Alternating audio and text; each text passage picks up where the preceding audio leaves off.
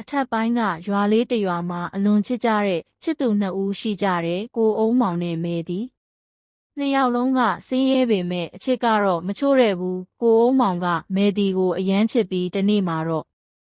ငါမျိုးတက်ပြီးအလုပ်လုပ်မယ်တစ်နှစ်လောက်ဆိုရင်ပြန်လာပြီးမင်းကိုလက်ထပ်မယ်လို့ကတိပေးခဲ့တယ်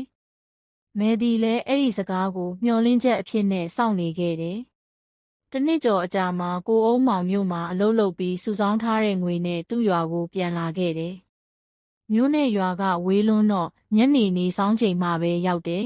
။မဲဒီကိုဒီညသွားတွေ့ရင်ကောင်းမယ်လို့စိတ်ကူးရင်းအရင်ဆုံးသူ့အိမ်ကိုပြန်လာခဲ့တယ်။အိမ်ရောက်တော့အမက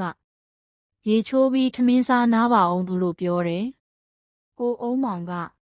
ထမင်းစားပြီးရင်မဲဒီစီသွားမယ်လို့ပြောလိုက်တာနဲ့အမရဲ့မျက်နှာကခဏလေးတင်းမာသွားတယ်။ဒါပေမဲ့ခဏအကြာမှဟန်ဆောင်ပြီးညမိုးချုပ်နေပြီ။မနက်မှသွားပါလို့ပြန်ပြောတယ်။ကိုအုံးမောင်လည်းမငင်းချင်တော့ဘူးဟုတ်ပါပြီလို့ပြောပြီးရေချိုးထမင်းစားကအိတ်ခမ်းထဲဝင်သွားတယ်။တအိ